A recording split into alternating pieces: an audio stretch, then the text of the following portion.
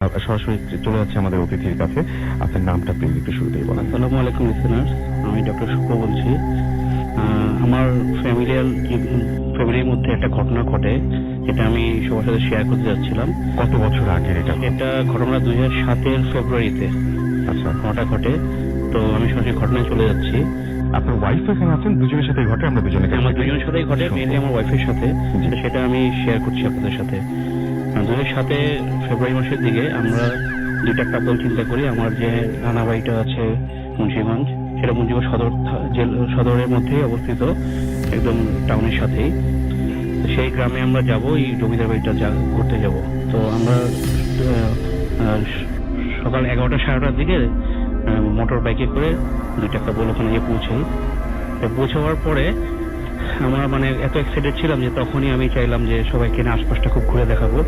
এখানে আমি যাচ্ছি, একটু আগে একটু ছোট্ট বর্ণনা দিয়ে দিই আমার জমিদার বাড়িটার, কারণ না দিলে বোঝা যাবে না ঠিক। ওটা চারিদিকে গ্রামের পর গ্রাম, প্রচুর গ্রামে অনেক গাছপালা, এবং পশ্চিম এবং দক্ষিণ সাইডে বিশাল জঙ্গল, এবং দক্ষিণ সাইডে একটা খাল আছে যেটা ধলেশ্বরী নদীর সাথে কানেক্টেড। তো এই জায়গাটা খুবই নির্জন, নিরিবিলি, প্রচুর বাঁশঝাড়, বড় বড় গাছ দিয়ে ভরা। তো আশেপাশে যে গ্রাম বাড়ি ঘর আছে খুবই কম, 4-5টা বাড়ি, তারপর বিশাল গ্যাপ, তারপর অনেকক্ষণ পরে জঙ্গলে পরে আবার বাড়ি, এতটাই নিরিবিলি এলাকাটা। তো ওখানে আগে থেকে অনেক কিছু শুনতাম, জানতাম, যাই হোক তখন ওইটার ইয়েটা বুঝতে পারিনি। তো আমার তখন আমি ওইসব মাথায়ও ছিল না, তো খুব এত এক্সাইটেড ছিলাম যে নেমেই আমরা ঘুরতে বেরোলাম। আমি বললাম যে এখনই চলো সবাই ঘুরবো। তখন একটু ভর দুপুর ছিল, 11:30-12টা বাজে। তো প্রথমে আমরা দক্ষিণ দিকে একটা যে খালটার কথা বললাম, সেখানে সাঁকো আছে। এই সাঁকোটা খুবই ডেলিকেট, একটা বাঁশ দিয়ে অনেক কষ্টে আমরা পার হই। তো পার হওয়ার পর ওখানে একটা বিশাল বাঁশঝাড় আছে, ওই জায়গাটা খুবই সমস্যাপূর্ণ শুনতাম। তো ওখান থেকে সবাইকে দেখা আমি মোটামুটি বেশ অনেকটা জায়গা ঘুরলাম। তো ঘুরে যখন এখানে আমার ওয়াইফ একটু অস্বস্তি বোধ করছিল, তখন দেখলাম যে সে একটু চাচ্ছে না ঘুরতে। তা আমি আসলে ওগুলা কিছু আমলেই নেই, কাউ করি নাই আসলে, এসব তখন মনে নেওয়ার মতো অবস্থাও ছিল না।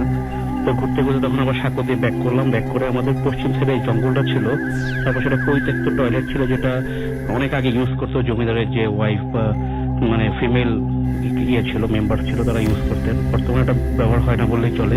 ওখানে বিশাল জঙ্গল হয়ে গেছে, বড় বড় গাছপালা। তো ওই ইয়েটা আমি দেখাবার জন্য সবাইকে নিয়ে যাচ্ছি। তো আমি সবার সামনে ছিলাম, পিছনে আমার ফ্রেন্ড, তার ওয়াইফ, এবং সবার পিছনে আমার ওয়াইফ। তো এই সময় এক পর্যায়ে আমার ওয়াইফ আমাকে বলছিল যে তার খুব অস্বস্তি লাগছে, এবং তার মনে হচ্ছে যে তাকে কেউ ফলো করছে বা পিছনে কেউ হাঁটছে।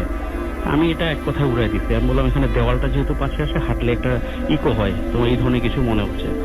আমি তাকে একদম স্টপ করে দিলাম, তার কথা আমলই নিলাম না। যাই হোক, তো ওই জায়গাটা ঘোরার পরে আরেকটা জায়গা ছিল জঙ্গলটা, যে মেইন যে জঙ্গলটা, সেখানে যাওয়ার জন্য আমি একটু এক্সাইটেড হয়ে যাই। আমার একজন নানি ছিলেন ওখানে, নিচে উনি থাকতেন, একতলায় কেউই থাকতো না, প্রায় 20-25টার মতো রুম আছে ওখানে, সব 2টা রুমে উনি থাকতেন। উনি একটু সাবধান বললেন, না ওদিকে যাও না বাবা, দরকার নেই। তখন আমি একটু থামলাম, থাক এনাফ হইতে, যাই বাসায় যাই, অলরেডি 1-2টা বেজে গেছে, খাওয়া দাওয়া করি। আমরা খাওয়া দাওয়া করলাম দুপুরবেলা, খেয়ে আমার ফ্রেন্ড একটু রেস্ট নিয়ে গল্প করে চলে গেল তার ওয়াইফকে নিয়ে। তো আমরা রেস্ট নিলাম, নেওয়ার পরে আমার যে বিল্ডিংটা, ওটার চারদিক দিয়ে তো ঘর, মধ্যে একটা উঠানের মতো, এবং একটা উত্তর সাইডে এটা 3তলা আর পূর্ব সাইডে 2তলা। তো 3তলা যে সাইডটা, সেটা যদি ছাদে উঠি আমরা, চিলেকোঠা আছে ওখানে, একটা চিলেকোঠা যে লোহার সিঁড়ি বেয়ে একটা ছাদে উঠা যায়, সেটা 4তলার সমান হবে। সেই ছাদে যদি উঠি, সেখান থেকে পুরা জঙ্গল এলাকাটা পুরোটাই দেখা যায়, অনেক দূর পর্যন্ত জঙ্গল, গাছপালা। তো ওই জায়গাটা আমার বরাবরই খুব ভালো লাগতো। আমি চাচ্ছি আমার ওয়াইফকে ওই জায়গাটা শেয়ার করে থাকি, কিছু সময় কাটাই ভালো লাগবে, এবং সানসেটটা দেখি। তখন আসর আজান দিয়ে দিতে, বেশ অনেকক্ষণ থাকলাম, গল্প করলাম, মামাতো ভাইরা ছিল, ওর সাথে গল্প টল্প করলাম। তো এক পর্যায়ে মাগরিব আজান হয়ে যায়, মামাতো ভাইরা নেমে যায় এবং বলে যে তোমরা চলে আসো। আমি বললাম যে আমি সানসেটটা উপভোগ করে তারপর নামবো। কথা বলার এক ফাঁকে হঠাৎ করে দেখলাম আমার ওয়াইফ আমার পাশ থেকে উঠে চলে গেল। তা আমি আসলে তখনও কিছু বুঝতে পারিনি কেন উঠে গেল। ভাবলাম যে আমার মতো সানসেটটা তারও ভালো লাগছে, কারণ পশ্চিম সেক্টর দিকে দেখলাম ও দাঁড়ায় আছে, ওদিক তো সানসেট হচ্ছে, সূর্য ডুবে গেছে। তা আমি এক পর্যায়ে দেখলাম যে ওখানে দাঁড়াই আছে। তা আমি ভাবলাম আমিও যাই, ওকে ডাকলাম, প্রথমে সব সাড়া দিল না। যখন তখন আমি ভাবলাম ঠিক আছে, কাছে যাই, কি ব্যাপার, কথা বলে না কেন। যাওয়ার পরে আমি ওকে বললাম যে কি ব্যাপার, চলো সন্ধ্যা হয়ে গেছে, এখন তো নিচে যাওয়া দরকার। তার হাতটা ধরে টান দিলাম, সে এক ঝটকা আমার হাতটা ছাড়িয়ে দিল। ছেড়ে দেওয়ার পরে আমাকে গম্ভীর বলল, না আমি নিচে যাব না। তখন এই ফার্স্ট টাইম আমার মনে স্ট্রাইক করলো যে সামথিং গোয়িং রং।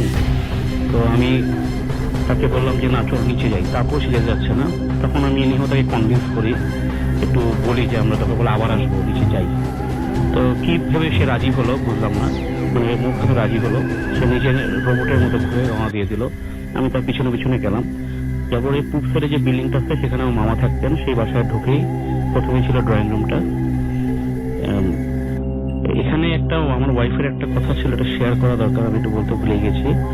যে যখন পরে আমি তার মুখে শুনছি যে যখন সে পশ্চিম দিকে জঙ্গলটা দিকে তাকিয়েছিল। ওনার কাছ থেকে শুনি, আপনার নামটা একটু প্লিজ বলে আপনি বলবেন যে আপনার অস্বস্তি কেন লাগছিল, বা ওই সময় আপনি কি দেখছেন বা আপনি কি ফিল করছিলেন আসলে। আসসালামু আলাইকুম, আমি সুইটি রহমান বলছি। আজকে আসলে আমি মোটামুটি আমার হাজবেন্ডের ইচ্ছাতেই আসছি এখানে। আমার লাইফের কিছু হরিবল, আসলে খুবই ভয়ঙ্কর কিছু ঘটনা আমি শেয়ার করব। তো আমি আসলে ওখানে যাওয়ার জন্য অনেক এক্সাইটেড ছিলাম, এবং যখন গিয়েছি সেই জমিদার বাড়িতে ঢোকার পর থেকে আমি একটু অস্বস্তি ফিল করছিলাম, এবং এত বেশি খারাপ লাগছিল আমার। আমি ওকে অনেক রিকোয়েস্ট করেছি যে চলো আমরা বাসায় চলে যাই, কিন্তু ওর রিকোয়েস্টই মোটামুটি ঘোরা। কিন্তু সন্ধ্যার পরে যেটা হলো, সেই ছাদের মধ্যে তো ও বসেছিল, ঠিক আমি কি মনে করে উঠেছি আমার আসলে এই মুহূর্তে মনে নেই সেটা। আমি উঠে পশ্চিমের যে জঙ্গলটা প্রায় অনেক সুন্দর আর মাইলের পর মাইল ছিল বিস্তৃত, তো আমি দেখছি এবং মুগ্ধ হয়ে দেখছিলাম। কিন্তু হঠাৎ করে আমি যেটা ফিল করলাম যে ঠিক আমার পিছনে প্রচন্ড ভারী কিছু এবং শব্দ করে কিছু পড়েছে, এবং আমি ঘুরে তাকাতে তাকাতে আমার মনে হলো যে আমার গায়ের মধ্যে এসে একটা বাতাসের মতো লেগেছে। এরপরে আসলে আমি আর কিছু বলতে পারবো না। কিন্তু যখন আমি নিচে যাই আমার সেন্স ফেরে, তখন আমি দেখি যে ওই রুমের মধ্যে অনেক গেস্ট আমার মামা, শ্বশুর, তারপর ওই বাসার অনেক লোক, এবং একটা লোক যিনি হচ্ছে সাধু আর কি ওই এলাকার। তো উনি আমার সামনে, এবং উনি আমাকে কি কি বলছেন, তারপরে ওনার কিছু তদবির করছেন। কিন্তু ওনাকে দেখে আমার প্রচন্ড রাগ হলো, এবং তখন আমি ওনাকে সহ্যই করতে পারছিলাম না। আর যেটা হয়েছিল যে আমি খুব অসুস্থ ফিল করছিলাম, মানে আমার মনে হচ্ছিল যে আমার সমস্ত শরীরটা কাঁপছে, আর প্রচন্ড জ্বর ছিল। এবং আমি তখন বলছিলাম যে কি হয়েছে, আমার সাথে কি ঘটেছে। তারপর আমার হাজবেন্ড বললো যে তুমি এরকম হয়েছে, তুমি এখন রেস্ট নাও। তারপর আমরা ভিতরে রুমে চলে যাই। ওখানে যাওয়ার পর আমি ডিটেলস শুনি যে এরকম আমার সাথে হয়েছে। তারপর আমি কিছুটা স্বাভাবিক হওয়ার জন্য পানি হাতে নিয়ে মুখ ধুতে যাই। ঘটনাটা বেশ কিছুক্ষণ পরে, তখন রাত্রে 10টা সাড়ে 10টা বাজে। আর বাড়িটা এতটাই হন্টেড ছিল যে খুবই বড় বড় জানালা, আর অনেক আগের ঘর, তো জানালাগুলো এত বড় যে মনে হবে একটা মানুষই পড়ে যেতে পারবে এরকম। তারপর আমি জানলার পাশে আসি, এসে মুখ ধুবো আর কি। তো তখন আমার যে জিনিসটা আমি আসলে দেখলাম, সেটার জন্য আমি মোটেও প্রিপেয়ার ছিলাম না। আমার এখনো মনে হয় আসলে গা শিউরে ওঠে। আমি দেখলাম ঠিক ওদের বাসার যে ওয়ালটা, ঠিক তার পরে একটা গাছ ছিল, তেঁতুল গাছ, সেটাও বেশ পুরনো, প্রায় 1 থেকে 1.5, মানে অনেক 100 বছরের হবে আর কি গাছটা মনে হচ্ছিল, যতটুকু শুনেছি। তো এত বেশি অন্ধকার, তো হঠাৎ করে আমার মুখ ধুতে যে ওই গাছটার দিকে চোখ চলে যায়। তো আমি তাকে দেখি যে সেখানে মানে 2টা চোখটা হচ্ছে একদম লাল, আর ঠিক আমার সামনে। কিন্তু যখন আমি এটা মানে আমার ব্রেইনে ক্যাচ করলাম এটা অ্যাবনর্মাল কিছু, আমি তখন আসলে নিতে পারিনি। আমি চিৎকার করে সেখান থেকে সরে আসি, আর আমার হাতে যে গ্লাসটা ছিল সেটা পড়ে যায়। তারপর এসে আমি ফেইন্ট হয়ে যায়। আমার হাজবেন্ড তারপর ওর কাছ থেকে আমি যখন শুনি যে তখন আমাকে আবার সেই তদবির করা হয়, তেল দিয়ে গিয়েছিল সাধু যিনি এসেছিল, তো ওইটা ইউজ করা হয়। তারপর অনেক সূরা টুরা পড়ার পরে আমার সেন্স আসে। তারপর আমি খুবই মানে অস্বস্তি ফিল করছি, আমি কোনো কিছুতেই একদম মানে স্বাভাবিক হতে পারছিলাম না, একটু পর পর কেঁপে কেঁপে উঠছিলাম এবং রাত্রে আমি আর ঘুমতেই পারিনি। সেই রাতটা আসলে আমার জন্য অনেক বেশি হরিবল ছিল। ওকে, আমরা সকালে তারপরে কি করলেন আপনারা যখন রাতের বেলা যখন এরকম ঝামেলা ছিল? আপনারা বলছিলেন, আমি একটু ওনার কাছে চলে আসি, যে পুরো রাত আপনারা ঘুমাননি এবং সকালবেলায় আপনারা প্রস্তুতি নিচ্ছিলেন বাসায় ফেরার জন্য, তাই তো? এবং রাতের বেলা কি আরো স্পেশাল কোনো কিছু বা আরো ভয়ঙ্কর আরো স্কেরি কোনো কিছু ঘটেছিল? রাতে স্কেরি যেটা করেছিল সেটা হচ্ছে সারা রাত সে একটা খুব ব্যাড ড্রিম, মানে নাইটমেয়ার ছিল যেটা, সেই জিনিসটা ছিল যে সে যখন চোখ বন্ধ করছিল তখনই সে দেখছিল যে সে ওই যে আমাদের পশ্চিমে যে বড় জঙ্গলটা সম্ভবত ওরকমই ওটাই দেখছে কিনা, কারণ ওখানে দেখতে বড় বড় গাছ এবং সেটা একটু ফগ কুয়াশা আছে, একটু হেভি, সেগুলা ও দৌড়াচ্ছে, পিছনে চলে যাচ্ছে দ্রুত এবং মানে তার সামনে গেলে তার ভালো লাগবে এবং এই জঙ্গলটার মধ্যে থাকতে ভালো লাগবে, এরকম একটা তার মধ্যে ফিলিংস হচ্ছিল। এবং আরেকটা জিনিস সেটা যেটা ফিল করতেছিল, ঘুমাতেই পারছিল না যে জন্য, তো বাসার রুমের চারদিক দিয়ে তার মনে হচ্ছিল পাশ দিয়ে যে কেউ একজন ফিল করছিল, কেউ একজন ওয়েট করতেছে তার জন্য এবং কেউ একজন তাকে নিতে আসছে বা ধরতে আসছে। আপনি অফে একটা কথা বলছেন, ওটা আমার কিছু অদ্ভুত লেগেছে, মনে হচ্ছিল রুমের চারপাশ দিয়ে কেউ হয়তো ঘুরছে, ওয়ান্ডারিং অ্যারাউন্ড, মানে ব্যাপারটা হচ্ছে চারদিক দিয়ে কেউ ঘুরছে, ওয়ান্ডারিং অ্যারাউন্ড, এরকম আছে। হ্যাঁ, মানে চারিদিক দিয়ে দৌড়াচ্ছে, মানে এটা কিন্তু খুব ভয়ঙ্কর। আপনি যে ঘরটাতে আছেন, আপনার যদি মনে হয় সেই বাড়িটার চারপাশ দিয়ে কেউ ক্রমাগত দৌড়াচ্ছে এবং সে আপনাকে নিয়ে যেতে এসেছে, তাহলে ব্যাপারটা খুবই ভয়ঙ্কর। এটাই সবচেয়ে স্ক্যারি ব্যাপার ছিল যে সে এবং বলতেছিল বারবার আরেকটা কথা বলতেছিল, যেটা যে আমাকে মনে হয় রাখতে পারবো না, আমাকে প্রচন্ড কেউ ডাকতেছে এবং এইটার জন্য সে আবার আমাকে শক্ত করে ধরতেছিল এবং ঘুমাতে পারছিল না।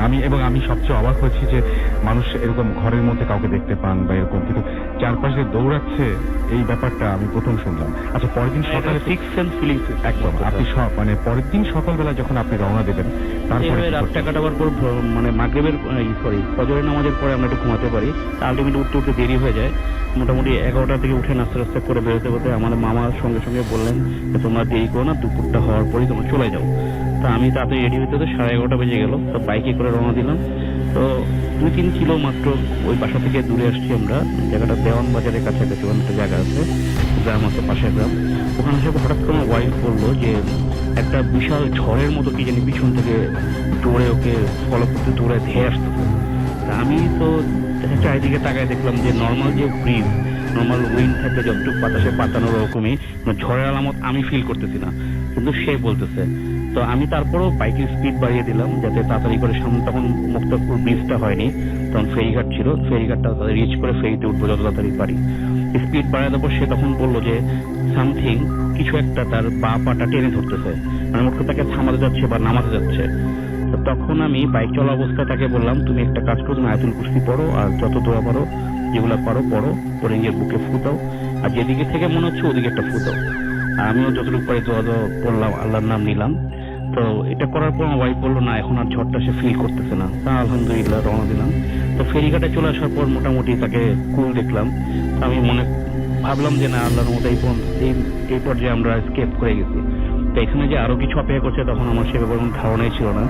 তো ফেরিতে ওঠার পরও সে একটু ছিল, দেখতাম যে তার ঘুম পাচ্ছে, খুব প্রচন্ড চোখ বন্ধ হয়ে যাচ্ছে। তা আমি তাকে অনেক কষ্টে দোয়া টোয়া করে একটু জায়গায় রাখলাম। তো পরে চিন্তা করলাম ওই পারে একটু চা খাই, বিকজ চা খেলে ঘুমটা কাটতে পারে। তো ওই পাশে অনেক দোকান ছিল, তো একটা হোটেলের মধ্যে আমরা ঢুকে বসার পরে আমি আমার ওয়াইফ রাস্তার দিকে, হোটেলে তো মুখামুখি বেঞ্চ থেকে রাস্তার দিকে মুখ করে বসে, আমি তার অপোজিটে বসি। তো যখন আমরা চা খাচ্ছি, চা খেতে খেতে তার সাথে তাকে দেখে কথা বলতেছি, হঠাৎ দেখলাম তার দুইটা চোখ খুব স্টিয়ারিং হয়ে গেল, মানে বিস্ফোরিত।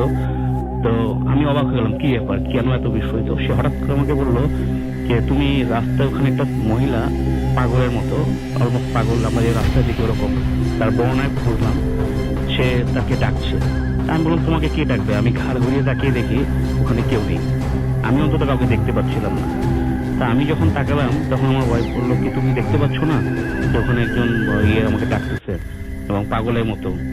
তা আমি তখন চিন্তা করলাম এখন যদি আমি বলি যে আমি কাউকে দেখছি না তাহলে সে এতটাই প্যানিক হয়ে যাবে, তাকে আমার বাইকে করে নিয়ে যাওয়া সম্ভব হবে না।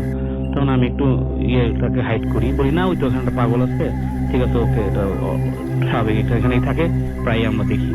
আমার ভিক্ষা টিকা দিই, এই ধরনের একটা কথা বলে আমি কাটিয়ে দিই। তারপর আমি ফিল করলাম যে এত যত তাড়াতাড়ি সম্ভব আমাদের এখান থেকে চলে যেতে হবে। তো আমি তাদের 4 বিল মিটিয়ে তাকে কিছু বললাম যে তুমি একটু দোয়া টোয়া পড়ে নাও, আমিও পড়লাম, পড়ে যত তাড়াতাড়ি সম্ভব ঢাকায় ব্যাক করলাম। তাই এই পর্যায়ে আল্লাহর রহমতে আর কোনো সমস্যা নেই, আমরা ভালো মতো ঢাকায় ব্যাক করি। কিন্তু আপনি একটা খুব অদ্ভুত কথা বলছিলেন যে তারপর থেকে তো অনেক ঝামেলা শুরু হয়, এবং এখন একটা জিনিস বলছিলেন যে আপনারা তারপরে যতবার লঞ্চ জার্নি করে আপনারা বরিশাল বা চাঁদপুর গেছেন, তখনই আপনাদের ওই গ্রামের বাসার কাছাকাছি আসলে উনি ভেতর থেকেও বুঝতে পারতেন লঞ্চের ভেতর থেকে, এবং বলতেন যে আমাকে এখানে নামিয়ে দাও। হ্যাঁ, এই জিনিসটা তো আমার জীবনের মানে অদ্ভুত যে ঘটনা ঘটছে, এক্সপিরিয়েন্স, এটা একটা অদ্ভুততম ঘটনা। যেটা যে আমরা তো প্রায় একটু লঞ্চ জার্নি করতে পছন্দ করতাম, তো আগে থেকেই আমরা যেতাম। তো তারপরে আমরা যখন যাই এই ঘটনার পরে, তারপর বরিশাল যাচ্ছে এরপর বা চাঁদপুর, যখন আমরা মুন্সিগঞ্জ, আমরা কেবিনের মধ্যে গল্প করতেছি, যখন মুন্সিগঞ্জটা ক্রস করতে থাকতাম তখন সে আমাকে বলতো যে আমি এখন বাইরে যাবো। আমি বললাম কেন?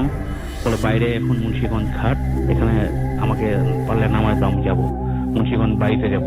বাড়িতে কেন? ওই জঙ্গলে যাব। এরকম একটা ফিলিং বলতো। আমি তো তার কথা শুনে অবাক।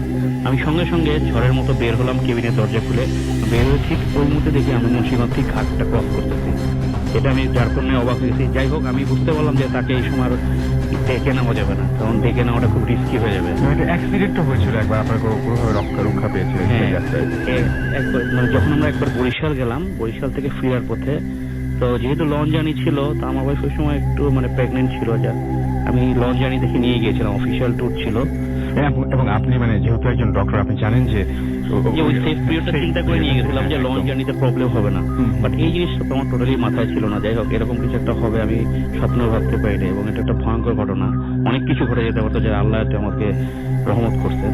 এনিওয়ে, তো যখন বরিশাল থেকে ফিরি তখন অনেক আগে থেকেই সে ওই ইয়ের লাইট দেখা যায় আপনার ওই মুন্সিগঞ্জের, তো দূর থেকে সে ডেকে দাঁড়ায়, বলতেছে যে ওই যে দূরে মুন্সিগঞ্জ দেখা যায়। তো আমি কিন্তু জানি না ওটা মুন্সিগঞ্জের লাইট। যাই হোক, তো আমাকে বলছে চলো ডেকে যাই। আমি বললাম হ্যাঁ চলো ডেকে যাই, কারণ আমার ডেকে একটু এনজয় করি, ভাল লাগে, বাতাস টাতাস থাকে।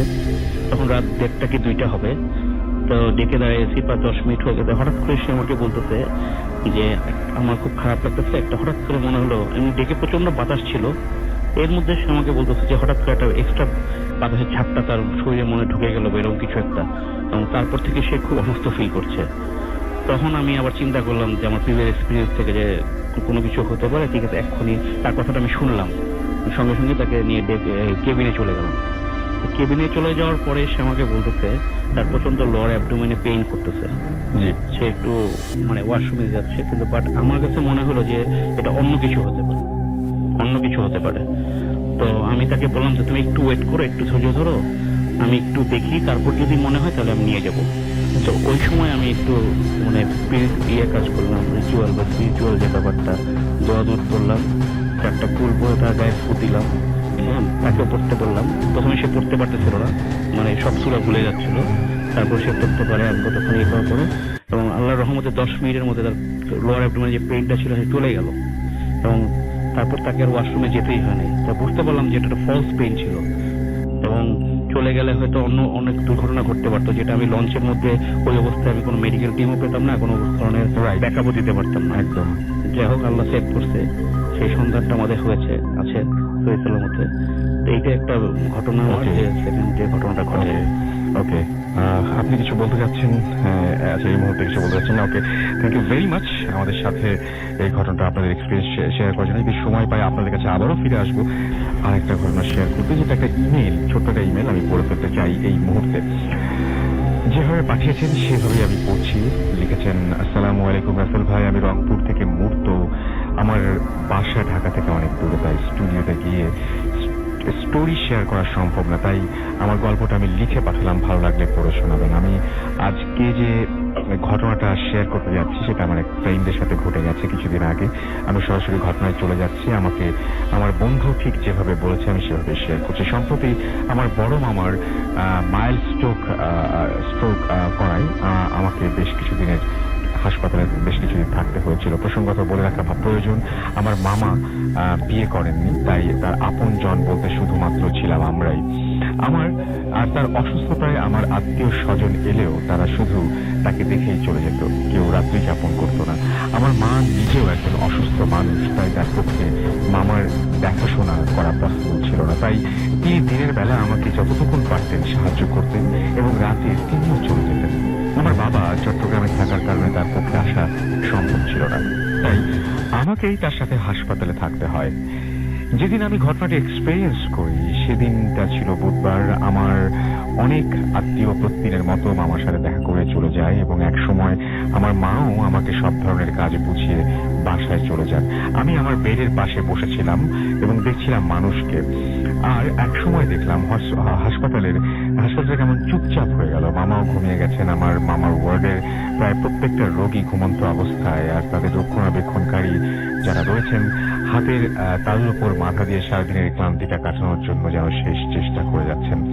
ঠিক এই সময় আমার বাইরে যাওয়ার প্রয়োজন পড়ে। আমি সন্তর্পণে মামার দিকে একবার তাকাই। মামা ঘুমিয়ে আছেন এটা নিশ্চিত হবার পর আমি দরজা খুলে বাইরে বেরিয়ে পড়ি। দরজাটা লাগিয়ে দিয়ে দেখি 12:56 সময়। এরপর আস্তে আস্তে বাথরুমের দিকে বেরিয়ে পড়ি। দরজাটা লাগিয়ে ঘড়ি দেখি দরজাটা এগিয়ে যাচ্ছিলাম, তখনই একটা ঘর খেয়াল করি। যাওয়ার পথে অনেকগুলো ঘর এবং কলাপসিবল গেট বন্ধ অবস্থায় চোখে পড়ে সেটা তো ওয়ার্ডের অন্যদিকে যাওয়া সম্ভব। কলাপসিবল গেট বন্ধ অবস্থায় এগিয়ে চোখে পড়ে তারা ওয়ার্ডের অন্যদিকে যাওয়া সম্ভব। এই ঘরটা যেন একটু অন্যরকম মনে হলো। কৌতূহলী হয়ে আমি সেদিকে এগিয়ে গেলাম। দেখলাম একটা লোক, না শুধু লোক না, একটা রক্ত শূন্য লোক উবু হয়ে কিছু একটা খাচ্ছে, কিন্তু ভালোভাবে কিছু বুঝতে পারলাম না। উৎসুক দৃষ্টিতে আরো কিছুক্ষণ চেয়ে রইলাম। কিছুক্ষণ পর ভ্রম কেটে গেল এবং চোখের সামনে আসল জিনিসটা চলে আসলো।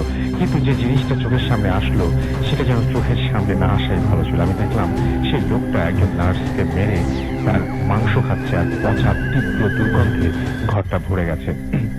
এবং সেই লোকটার মুখ দিয়ে গড়িয়ে, যেভাবে আইসক্রিম খাওয়ার সময় যেরকম হয় অনেকটা সেরকম ধরনের গড়িয়ে গড়িয়ে কিছু একটা পড়ছে, তো রক্ত পড়ছে আর কি।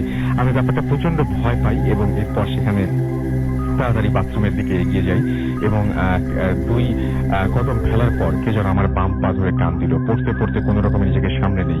এরপর যা দেখি আমি জীবনেও ভুলতে পারবো। আমি দেখলাম সেই রক্তশূন্য লোকটা আমারই পা ধরে টানছে এবং আমার দিকে তাকিয়ে আছে। সেই লোকটার মুখ থেকে ক্রমাগত রক্ত গড়িয়ে পড়ছিল। আমি যেন ওয়াশরুমে যাওয়ার কথা ভুলে গেলাম। কোন রকমে আমার পাটা ছাড়িয়ে ঊর্ধ্বশ্বাসে ওয়ার্ডের দিকে ছুট দিলাম। মেঝে মোজাইক করা ছিল, তাই পা পিছলিয়ে খুব জোরে পড়ে গেলাম এবং এই সময় খেয়াল করলাম একটা স্ট্রেচার আমার দিকে খুব দ্রুত ছুটে আসছে, কিন্তু কাছে এসেই সেটা থেমে গেল। আমাকে কোনো একটা ওয়ার্ড বয় মেঝে থেকে তুললো, বলল, কোথায় যাবেন, কোথায় এসেছেন? আমি উত্তরে বললাম, কোথাও যাব না। আর এরকম নির্বিকার ভঙ্গি দেখে সে অনেকটা মুখ ভেঙচে চলে গেল এবং আবার বলল, যদি কিছু না হয় তাহলে দৌড়াচ্ছিলেন কেন? আমি তারও কোনো উত্তর দিলাম না। ওয়ার্ড বয় যে স্ট্রেচার নিয়ে যাচ্ছিল সেই স্ট্রেচারের দিকে স্বভাবতই চোখ গেল এবং অবাক হয়ে দেখলাম কিছুক্ষণ আগে আমাকে যে পা ধরে টানছিল, কিছুক্ষণ আগেই দেখলাম যাকে রক্ত মাংস খেতে, সেই এখন সেই অবস্থায় স্ট্রেচারে। আমি তখন ওয়ার্ড বয়কে জিজ্ঞাসা করলাম, এনার কি হয়েছে? ওয়ার্ড বয় বলল, এনার 2 ঘন্টা আগে মৃত্যু হয়েছে, এনাকে মর্গে নিয়ে যাওয়া হচ্ছে। বলেই ওয়ার্ড বয় চলে গেল আর আমি আরো হতবাক হয়ে গেলাম এবং যখন দেখলাম যে ঘড়িতে সময়টা 1টা বা 2 বাজে। নিজেকে আর ধরে রাখতে পারলাম না এবং মামার ওয়ার্ডে কোনো রকমে এসে আমি সেন্সলেস হয়ে গেলাম এবং আমার যখন জ্ঞান ফিরল তখন আমি হাসপাতালের বেডে নিজেকে আবিষ্কার করলাম। এর পাশে পেলাম মাকে।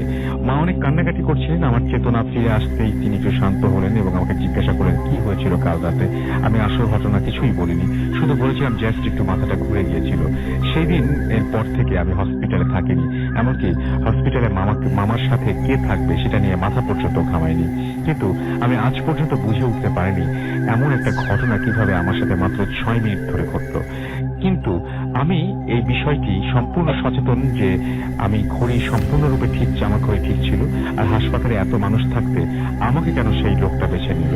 আমি পরে শুনতে পেয়েছিলাম যে ঘরে আমি সেই লোকটাকে আবিষ্কার করেছিলাম, সেই ঘরটা ছিল পরিত্যক্ত এবং অনেক দিন ধরে বন্ধ, এবং সেখানে একজন নার্স আত্মহত্যা করেছিল কোনো একটা সময়ে, এবং যে নার্সটার সাথে তার বর্ণনা, তার দেখা নার্সটার চেহারা মিলে যায়। দুটো মৃত মানুষ তার সামনে এসেছিল, তাদেরকে তিনি কিভাবে দেখেছিলেন তা তিনি বলতে পারেননি, বাট ঘটনাটা খুব অদ্ভুত টাইপের। যাই হোক, আজকে যে কাহিনীটা শেয়ার করব এটা আমাকে পাঠিয়েছে আপনার মুন্সিগঞ্জ থেকে সাজ্জাদ হোসেন রূপক, এবং ঘটনাটা হচ্ছে 1945-50-এর দিকের। এই ঘটনাটা তাকে যে বলেছে তার নাম হচ্ছে তার হালিম চাচা আর কি। তো ঘটনা চলে যায় রাসেল ভাই। সেই সময় ওই গ্রামে একজন ভদ্রলোক ছিলেন, তিনি নৌকা চালাতেন, পেশায় মাঝি ছিলেন, এবং তার বেশিরভাগ সময় সে আপনার নৌকাতেই থাকতেন। আচ্ছা, মানে তার বসবাসী ছিল নৌকায়, বাসায় খুব কমই আসতেন। নৌকার মধ্যে রাত পার করতেন, ওখানেই থাকতেন, এবং তার কাছে নাকি খুব ভালো লাগতো নদী এবং এই রাতের পরিবেশ। তো একদিন এরকম রাত প্রায় আপনার 1-2 বাজে আর কি, বেশ গ্রামের জন্য বেশ নিশুতি রাত। তো নদীর একটা পাড়ে সে নৌকা নোঙর করে আপনার হুক্কা খাচ্ছে বসে বসে। আচ্ছা, নৌকার মধ্যে আপনার হালকা একটা আলো জ্বালায় রাখছে সে, জাস্ট নিজের দেখার জন্য, কারণ গ্রামে যে অন্ধকার হয় সেখানে কিন্তু কিছুই দেখা যায় না, মানে বেশ ঘুরঘুরটি অন্ধকার থাকে। তো সেখানে সে হালকা একটা আলো তার নৌকায় জ্বালিয়ে বসে বসে হুক্কা খাচ্ছে। এই সময় সে দেখলো যে নদীর পাড় দিয়ে মানে 4টা ছায়ার মতো অবয়ব, বেশ গাট্টা গোট্টা খাটো মনে হচ্ছে, মানে বেশ লম্বা না, আচ্ছা, 4 জন এরকম আসতেছে। তো তার আলোর প্যারামিটারের মধ্যে যখন চলে আসছে তখন দেখলো তাদের গায়ে জোপ পা পড়া এবং মুখটা গোলগাল, বেশ একটু মানে অ্যাবনর্মাল লাগতেছে দেখতে মানুষগুলো। আচ্ছা, আসার পর যখন তার কাছে আসলো, এসে বললো, এই মাঝি, নদী পার হবো, নৌকা পার কর আর কি। তো সে ফার্স্টে একটু মানে অবাক হয়েছিল যে এত রাতের বেলা আমি মানুষ নিব, নৌকা পার করবো, মানে সেই সময় সে কাজ করতে চাচ্ছিল না আসলে। আচ্ছা, তো লোকগুলোর কথার মধ্যে এমন একটা কমান্ডিং ভয়েস ছিল যে সে আর না করতে পারে না। সে তাদেরকে কোনো কথা না বলে সে জাস্ট নোংরটা তুলে ওদেরকে ওঠায়। আচ্ছা, তো দেখে যে প্রত্যেকটা মানুষেরই অস্বাভাবিক রকম ওজন, মানে 4 জন ওঠার পর মনে হচ্ছে নৌকার মধ্যে অনেক ভার। আচ্ছা, তো আর সে খেয়াল করে এই সময় যে ওই আলোতে, হালকা আলোতে, যে তাদের পা গুলো ডিফারেন্ট মনে হচ্ছে, যে পা গুলা তার শরীরের তুলনায় বেশি ছোট আর কি, পায়ের আকৃতি ছোট, এবং অনেকটা এরকম মনে হচ্ছে যে হাড়ের উপর যদি চামড়া লাগায় দেয় যেরকম একটা চেহারা আসে। আচ্ছা, জাস্ট লাইক দ্যাট। আচ্ছা, তো সে মনে করে যে রাতের বেলা তার মধ্যে ভ্রম হতে পারে, সে এতটা গুরুত্ব দেয় না, সে নদী পার করে। এবং যতক্ষণ নদী পার হয়েছে এই অন্ধকারে ওরা নিজেদের ভিতরে কোনো কথাবার্তাই বলেনি, সব চুপচাপ। এইভাবে নদী এক সময় সে পার হয়। পার হওয়ার পর এরা নৌকার থেকে নামার পর তাকে বলে যে সে বলে সে চলে মানে ভাড়া চায়। সে বলে যে আমার ভাড়া দিলেন না? বলে ভাড়া পরে দেবো। হ্যাঁ, বলে যে আগে লাশ পার করুন, লাশ পার করে তারপর ভাড়া দেবো। তো সে একটু হয় যে মনে হয় কেউ মারা গেছে, হয়তো লাশটা টানবে। আচ্ছা, এই চিন্তা করে সে আর ওদের সাথে কথা বলে না, সে চুপচাপ থাকে। এরা চলে যায়, উনি অনেকক্ষণ ওয়েট করছে। এরকম সময় বেশ অনেকক্ষণ পর দেখে যে এরা আসতেছে, কি জানি নিয়ে আসতেছে দূর থেকে। মনে হচ্ছে যে আবছার মধ্যে মনে হচ্ছে কেমন একটা কিংবদন্তির একটা শেপ। যখনই আলোর কাছাকাছি আসলো তো দেখলো যে প্রত্যেকের কাঁধে, এক একজনের কাছে 2টো করে ওই যে কাপড় বাঁধা লাশ। তো 4 জনের মধ্যে 3 জনের কাঁধে এক একজনের 2টো করে আর কি, 3 জনের কাছে 6টা লাশ, আর আরেকজনের কাছে একটা ছোট লাশ, মানে আকৃতিতে ছোট, মানে ওটা কোনো বাচ্চার লাশ হবে। এবং কাছাকাছি আসতেই একটা মানে বাজে গন্ধ তার নাকে আর কি ঝাপটা মারে, বেশ দুর্গন্ধ টাইপের, মনে হচ্ছে পচা গলা। এবং লাশগুলো খুব পরিষ্কার পরিচ্ছন্ন, সাদা কাপড়ও না, বেশ ময়লা টাইপের কাপড়। আচ্ছা, তো এটা থেকে সে একটু মানে অস্বস্তি ফিল করে, এবং এরা এই লাশ নিয়ে নৌকায় উঠে যায়।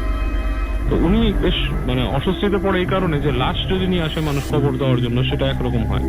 এটা দেখে মনে হচ্ছে ময়লা লাশ এবং পুরনো লাশ, এবং এগুলোকে সে নিয়ে আসছে নৌকার মধ্যে, এবং 7টা লাশ। তো সে কিছু বলতে সাহস পায় না, এরা তাকে জাস্ট ইশারা করে নদী পার হওয়ার। উনি যখন নদী পার হচ্ছে দেখে এরা ছইয়ের মধ্যে ঢুকে যায়, লাশগুলো নিয়ে ছইয়ের মধ্যে ঢুকে, এবং মাঝ নদীতে আসার পরে সে শব্দ পাওয়া শুরু করে ভিতরে, মানে কটর মটর, মানে বেশ আজে বাজে শব্দ আর কি, ছিঁড়ে ফেলা এই ধরনের। তো সে খুব অস্বস্তি ফিল করে যে এটা কি করতেছে এরা ভিতরে। তো এর মধ্যে দেখে যে এরকম অনেকক্ষণ ধরে এটা হচ্ছে, এর মধ্যে একজন বের করে বলে যে হ্যাঁ মাঝিরেও খাই। মুখ বের করছে একজন, তার মুখে বেশ রক্ত লাগানো। তো উনি যখন এই জিনিসটা দেখতে মাঝিকে বলে ভিতরে আয়, তো এটা দেখে সে বেশ ভয় পেয়ে যায়, সে পানিতে লাফ দিয়ে পড়ে, মাঝি যে ছিলেন। তো এর মধ্যে উনি পানিতে লাফ দিয়ে পড়ে, উনি দেখে পানি বেশ ঠান্ডা, সাঁতরানোর চেষ্টা করেন। তো উপর থেকে নাকি দেখে যে ওনাকে ওই যে বৈঠা দিয়ে আর কি বাড়ি মারতেছে গায়ে লাগানোর জন্য, আর বলে যে তুই মনে করছিস পার পেয়ে যাবি, তোরে ঠিকই ধরো। তো যাক, এই অবস্থায় সে সাঁতার কেটে আপনার কোনো মতে পাড়ে উঠে মানে আর তার কিছু মনে নাই, সে বেহুশ হয়ে যায়। তো ওনার যখন ভোরের দিকে ঘুম ভাঙে, উনি চোখ মেলে দেখে যে ওনার সামনে যোগ্য পর অনেকগুলো মানুষ। তো সে আবার ভয় পেয়ে যায়, না হার্ট অ্যাটাকের মতো অবস্থা। তখন দেখে যে হঠাৎ করে তাকায় যে না, এরা ওই আকৃতির না, বিভিন্ন শেপের মানুষ আর কি, সাধারণ মানুষ। এরা ওকে বলে যে কি হয়েছে তোমার, আমরা হচ্ছে এখানকার মানে তারা দেখে মুসল্লি আসলে নামাজ পড়তে আসছে, বলে যে আমরা মসজিদে নামাজ পড়ি, তোমাকে দেখছি এরকম আমরা ওযু করতে এসে, এই বলে তারপর তার আস্তে ধীরে আর কি হুশ করে এইভাবে। তো এই ঘটনাও কিন্তু রাসেল ভাই, যদি এই ধরনের ঘটনা আমরা অনেক শুনি যে আমি এই ধরনের মাছ মারতে যাওয়া, আমাকে তো একটু লাগছিল মানে শুনে যে এটা আসলে প্রচলিত ঘটনার মতোই অনেকটা।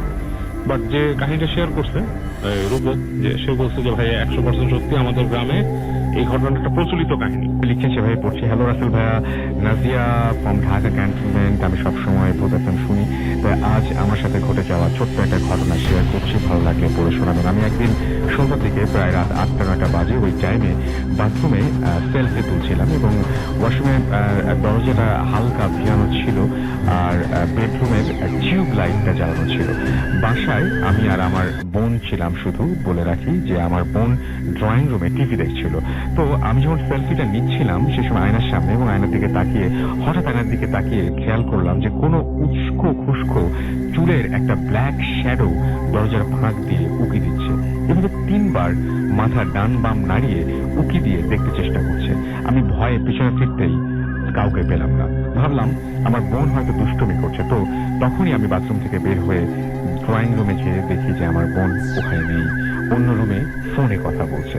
তো ব্যাপারটা হচ্ছে, পরে আমি ওকে জিজ্ঞেস করলেও বলে যে এরকম কোনো কিছু সে করেনি। এবং ঠিক ওই দিন রাতেই আমার মায়ের সাথেও আরেক অদ্ভুত ঘটনা ঘটলো এবং সে ঘটনা আমরা জানতে চাই অবশ্যই। ঘটনাটি লক্ষ্মীপুর জেলার কেশরখিল নামক গ্রামের ঘটনা। শুনি। তো আমাকে যে ঘটনাটি শেয়ার করেছে তার নাম হচ্ছে মোহন ভাই। তো আমি এর আগেও এসে ওনার একটি ঘটনা শেয়ার করি। তো এটা আমার বড় বোনের সাথে ঘটে একটি ঘটনা। তো ঘটনাটি ঘটে 2000 সালের দিকে।